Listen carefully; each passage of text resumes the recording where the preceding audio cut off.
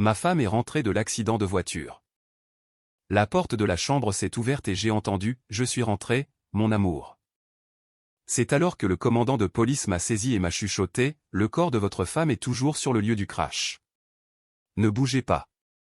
La main du commandant Luc Meyer s'est plaquée sur ma bouche avant que je ne puisse crier. Son autre bras s'est verrouillé autour de ma poitrine, me tirant en arrière dans le cellier de la cuisine où nous examinions les photos de la scène de crime. La voix venant de l'étage était parfaite. C'était exactement la voix de Camille. Ce léger enrouement qu'elle avait quand elle était fatiguée. La façon dont elle prononçait « mon amour » avec cette douceur particulière. Mais Camille était morte. J'avais reçu l'appel 43 minutes plus tôt de la gendarmerie.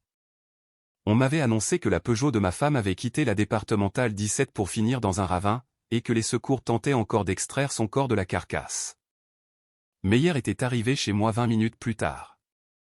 Un officier de la police judiciaire avec 16 ans de métier, qui s'était présenté en disant qu'il y avait des irrégularités sur les lieux de l'accident nécessitant une enquête.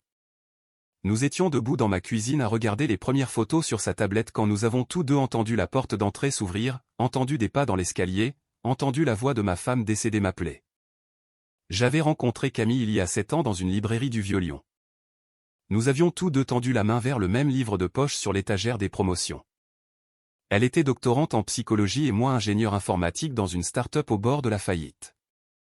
Nous avions discuté pendant 2 heures au café de la librairie, dîné ensemble le soir même, et étions devenus inséparables en quelques semaines. Camille était brillante, drôle et profondément empathique, le genre de personne qui voyait au-delà des défenses des gens pour atteindre leur vulnérabilité. Elle avait terminé son doctorat 1 an après notre rencontre et ouvert un cabinet spécialisé en traumatothérapie, travaillant avec des victimes d'abus et des survivants d'événements catastrophiques. Ses patients l'adoraient, lui envoyaient des cartes de vœux des années après la fin de leur traitement, disant qu'elle leur avait sauvé la vie. Nous nous étions mariés il y a 4 ans lors d'une petite cérémonie dans le chalet de ses parents en Haute-Savoie, près d'Annecy. Juste la famille et les amis proches. Ce mariage avait été heureux, normal, le genre de partenariat où l'on ne se demande pas si on a fait le bon choix car chaque jour le confirme. Camille était facile à aimer, facile à vivre, soutenait ma carrière et était passionnée par la sienne. Nous avions acheté une maison à Caluire-et-Cuire il y a 2 ans, une bâtisse des années 30 qui nécessitait des travaux, mais qui avait du cachet et un jardin où nous prévoyions d'élever des enfants. La vie semblait stable, prévisible, sur une trajectoire vers l'avenir dont nous discutions lors des grasses matinées du dimanche, jusqu'à il y a 43 minutes. Quand le capitaine David Morel de la gendarmerie m'avait appelé sur mon portable pour me dire que la voiture de Camille avait été retrouvée au fond d'un ravin, que ma femme était décédée et que je devais venir identifier le corps. J'étais debout, sous le choc dans ma cuisine, incapable de traiter l'information, quand le commandant Meyer avait débarqué. Il suivait une autre affaire, avait-il dit, mais avait entendu l'appel concernant l'accident sur la radio de la police et avait des inquiétudes à me communiquer. La scène de l'accident ne collait pas, m'avait-il expliqué. La voiture avait quitté la route dans un virage où il n'y avait aucune raison de perdre le contrôle, avait traversé une glissière de sécurité montrant des signes de sabotage, et avait fini dans une position suggérant que le crash avait été mis en scène. De plus, le téléphone de Camille, qui aurait dû être dans la voiture, avait borné pour la dernière fois sur une antenne relais à 25 km du site, dans la direction opposée à celle où elle se rendait.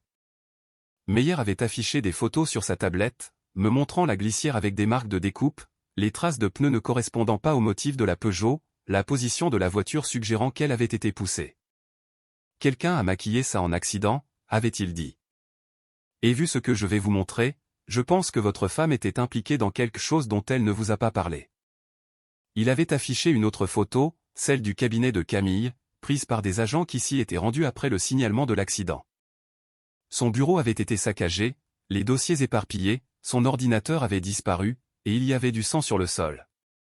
Pas beaucoup, mais assez pour suggérer de la violence. Si vous appréciez cette histoire, merci de vous abonner pour en découvrir d'autres du même genre. C'est à ce moment-là que nous avions entendu la porte d'entrée s'ouvrir, entendu quelqu'un utiliser une clé pour entrer, entendu des pas traverser la maison avec assurance. Meyer avait saisi son arme de service, m'avait tiré dans le cellier, m'avait ordonné de rester silencieux et en retrait. Les pas étaient montés à l'étage, déterminés, sans hâte, puis la voix de Camille, m'appelant. Je suis rentré, mon amour. Cette domesticité banale, cette normalité semblait obscène compte tenu de ce qu'on venait de me dire sur le crash, le sabotage et le sang. Quelqu'un était dans ma maison, prétendant être ma femme morte, et cette personne était si douée que sa voix m'a fait douter de tout ce que Meyer venait de me dire. La main de Meyer était toujours sur ma bouche, son corps tendu, ses yeux fixés sur la porte du cellier. Il a lentement retiré sa main, posé un doigt sur ses lèvres, articulant silencieusement « Restez ici ». Puis il a entrouvert la porte, et sorti dans la cuisine, arme au poing mais tenue basse, la voix calme et professionnelle, ici le commandant Luc Meyer de la police nationale. J'ordonne à la personne à l'étage de descendre lentement les mains en évidence. Les pas au-dessus de nous se sont arrêtés. Il y a eu un long silence, peut-être 15 secondes qui ont paru durer 1 heure. Puis j'ai entendu un mouvement rapide. Le bruit d'une fenêtre qu'on ouvre. Meyer a juré et a couru vers l'escalier, appelant des renforts dans sa radio fixée à l'épaule. J'ai suivi contre ses ordres, mes jambes bougeant avant que mon cerveau ne réagisse, et j'ai atteint le premier étage juste comme Meyer se penchait par la fenêtre de la chambre. « Disparu » a-t-il dit. Elle a sauté sur le toit du porche puis dans le jardin. Le temps que je descende, elle sera loin. Il s'est tourné vers moi, l'expression sombre. Monsieur Vasseur, nous devons sécuriser cette scène et découvrir qui c'était, car quelqu'un vient d'entrer chez vous avec une clé et en savait assez sur votre femme pour imiter sa voix. Ce n'est pas un hasard. C'est quelqu'un de proche. Avez-vous une idée de qui cela pourrait être? Je me tenais là, dans ma chambre, celle que je partageais avec Camille depuis 2 ans, regardant le lit encore défait de ce matin. Son livre était sur la table de nuit, un polar qu'elle lisait le soir. Son peignoir était accroché derrière la porte. Son parfum flottait encore dans l'air, cette lotion à la lavande qu'elle utilisait, et quelqu'un venait juste d'être ici, quelqu'un qui avait exactement sa voix, quelqu'un qui avait su venir dans cette maison, utiliser une clé et m'appeler mon amour. J'ai dit à Meyer que je n'en avais aucune idée, que Camille n'avait mentionné personne qui la dérangeait. Mais en le disant, je savais que je mentais. Pas intentionnellement, mais par une ignorance volontaire de signes que j'avais remarqués et écartés ces dernières semaines. Camille avait été distraite, anxieuse, vérifiant son téléphone constamment. Elle avait changé les mots de passe de son ordinateur et de son téléphone, prétextant la sécurité. Elle avait commencé à varier ses trajets pour le travail, mentionnant qu'elle pensait être suivie par une voiture, avant d'en rire quand j'avais insisté. Et elle avait une patiente, une nouvelle, qui avait commencé les séances il y a environ 6 semaines, et qui mettait Camille mal à l'aise d'une façon qu'elle n'arrivait pas à articuler. J'ai raconté tout cela à Meyer alors que les renforts arrivaient, que des uniformes sécurisaient la maison et qu'une équipe de la police scientifique était appelée. Le commandant écoutait attentivement, prenant des notes. Cette patiente, m'a-t-il demandé, vous a-t-elle donné un nom? J'ai secoué la tête. Camille était stricte sur la confidentialité. Mais elle avait mentionné que cette personne avait des problèmes de limite, venait au cabinet hors rendez-vous, envoyait des cadeaux inappropriés. Elle prévoyait de mettre fin à la thérapie, avait rédigé une lettre de recommandation pour un confrère, mais craignait la réaction de cette personne. La police scientifique a trouvé des preuves que quelqu'un était venu dans la maison récemment, dans notre chambre précisément. Des fibres sur le couvre-lit, une empreinte partielle au sol trop petite pour être la mienne. Une odeur dans l'air que l'experte, le capitaine Jeanne Roussel, a identifié comme un parfum spécifique. Quelqu'un est venu ici avant aujourd'hui, a dit Roussel. Peut-être plusieurs fois. Il connaissait les lieux. Cette découverte m'a glacé le sang. L'idée que quelqu'un entrait chez moi, dans mon intimité, violant l'espace que je partageais avec Camille. Meyer a fouillé le bureau de Camille à la maison. Ses dossiers avaient disparu. Le classeur était vide. Son ordinateur, protégé par mot de passe, montrait des signes d'accès récents. Et il y avait des notes manuscrites sur un bloc-notes que Camille avait caché dans un tiroir verrouillé. Des notes sur une patiente X qui montrait des comportements inquiétants. Harcèlement, attachement délirant, érotomanie possible. Camille avait documenté les dates où la patiente X apparaissait sans invitation, envoyait des fleurs, créait des fantasmes élaborés sur une relation amoureuse inexistante. La note la plus récente, datée de 3 jours avant l'accident, était encerclée plusieurs fois, la patiente X est entrée par effraction dans mon bureau à domicile. Preuve qu'elle a fouillé mes dossiers personnels, mon courrier, mes photos. J'ai appelé la police, mais aucune preuve d'effraction. Elle doit avoir une clé. Comment? J'ai changé les serrures. Informer le directeur de la clinique. Lettre de fin de thérapie envoyée. La patiente X a répondu par des menaces. Dit que je regretterai de l'abandonner. J'ai peur. Je dois parler à Damien de déménager, de m'éloigner de cette personne. Le Damien cité, c'était moi, et elle ne m'avait jamais rien dit. Meyer a lu les notes avec une inquiétude croissante, a immédiatement appelé la clinique de Camille.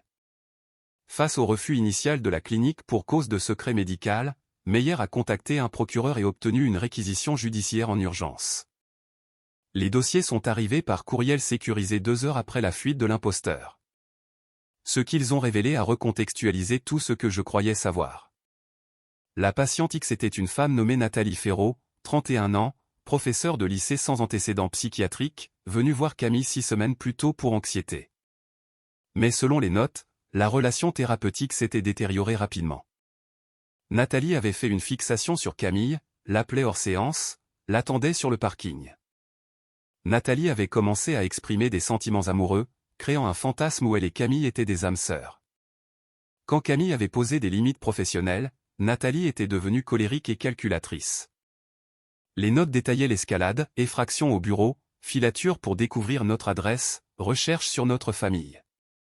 Puis les menaces par email, si je ne peux pas t'avoir, personne ne le pourra. Ton mari ne te connaît pas vraiment. Nous sommes faites pour être ensemble. Le dernier email, envoyé le matin de la mort de Camille, disait « Aujourd'hui tout change. Aujourd'hui tu vas enfin comprendre. » Meyer m'a montré les emails. Monsieur Vasseur, votre femme était harcelée par une personne devenue extrêmement dangereuse. Ce n'est pas votre faute, mais nous devons trouver Nathalie Ferraud immédiatement car si elle a mis en scène l'accident et est venue chez vous en se faisant passer pour votre femme, elle n'a pas fini. Elle a un plan, et vous en faites partie. La recherche de Nathalie Ferraud est devenue urgente. Un avis de recherche a été lancé. Sa dernière adresse connue, un appartement à Villeurbanne, était abandonné. Elle avait cessé de travailler depuis 3 semaines. Dans l'appartement, la police a trouvé des preuves perturbantes de son obsession. Les murs étaient couverts de centaines de photos de Camille prises au téléobjectif. Sur chaque photo où j'apparaissais, mon visage était rayé, raturé au marqueur noir, étiqueté d'obscénité.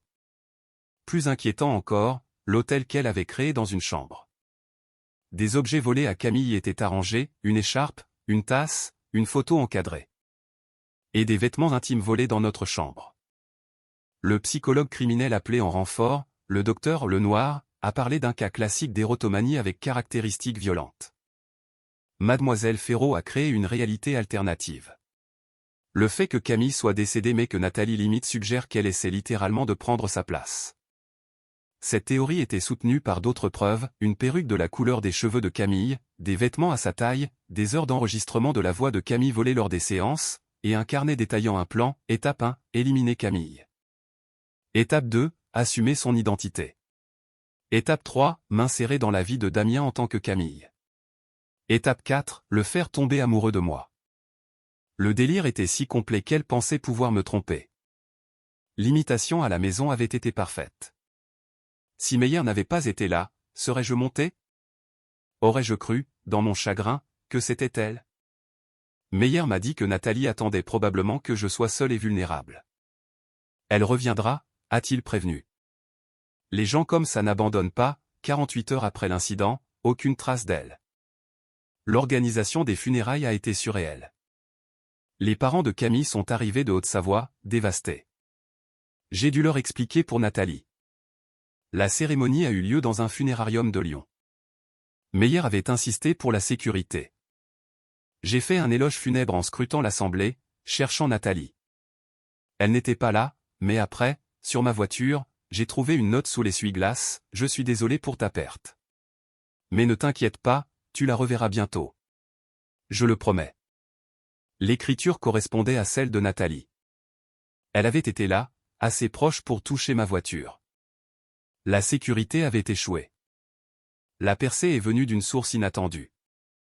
Une ancienne patiente de Camille, Claire Dubois, a appelé la police après avoir vu les infos. Claire connaissait Nathalie Ferraud, c'était une collègue enseignante. C'est Claire qui lui avait recommandé Camille. Claire a raconté que Nathalie était devenue obsédée par les détails de sa propre thérapie avec Camille, posant des questions intrusives. Surtout, Claire savait où Nathalie pouvait se cacher, un chalet familial isolé dans le Jura, accessible uniquement par un chemin de terre. C'était l'endroit idéal. Meyer a monté une opération avec le GIGN. J'ai voulu y aller, mais il a refusé. J'ai suivi l'opération depuis son bureau. Ils ont trouvé Nathalie là-bas, seule. Le chalet avait été transformé en réplique de ma maison. Les meubles arrangés comme chez nous. Des photos de Camille partout. Nathalie portait les vêtements de Camille, la perruque coiffée parfaitement. Elle était assise à une table dressée pour deux, attendant quelqu'un qui ne viendrait jamais. L'arrestation s'est faite dans le calme. Elle a simplement demandé où était Damien. Pourquoi je n'étais pas venu? Son détachement de la réalité était effrayant. Elle a été internée en unité psychiatrique fermée. L'expert psychiatre, le docteur Valérie Blanchard, a diagnostiqué une érotomanie délirante. Nathalie a avoué avec une désinvolture troublante. Elle avait saboté la glissière, poussé Camille hors de la route avec un véhicule volé, appelé les secours, puis était venue chez moi pour prendre sa place. Elle pensait vraiment que cela aurait pu marcher. Nathalie a été déclarée irresponsable pénalement et placée en unité pour malade difficile pour une durée indéterminée. Le procureur Thomas Chevalier m'a expliqué que c'était le meilleur résultat, elle ne sera jamais libre de faire du mal à nouveau. J'ai vendu la maison de Caluire, incapable d'y vivre. J'ai changé de ville, quitté Lyon pour Bordeaux, changé de carrière. J'ai commencé une thérapie. Ce qui m'est resté le plus, c'est cette voix, je suis rentré, mon amour. Cette fraction de seconde où j'ai eu de l'espoir. C'était la cruauté ultime de Nathalie. Des mois plus tard, je suis retourné sur les lieux de l'accident. La route avait été réparée. J'ai dit adieu à Camille, la vraie, pas le fantasme de Nathalie. Meyer a gardé contact. Nathalie est toujours enfermée, toujours persuadée d'être liée à Camille. J'ai reconstruit ma vie, lentement. J'ai rencontré quelqu'un, une relation basée sur l'honnêteté. Mais parfois, la nuit, un bruit me fige, attendant d'entendre la voix de Camille. Nathalie avait prouvé que l'amour, déconnecté de la réalité, pouvait devenir une obsession terrifiante. Les mots de Meyer, le corps de votre femme est toujours sur les lieux, m'ont sauvé la vie. Rachel, Camille, méritait mieux que de mourir pour le fantasme d'une patiente. Son héritage reste ses patients sauvés. Celui de Nathalie est un dossier scellé. Si cette histoire vous a touché, abonnez-vous et likez pour ne pas manquer la prochaine.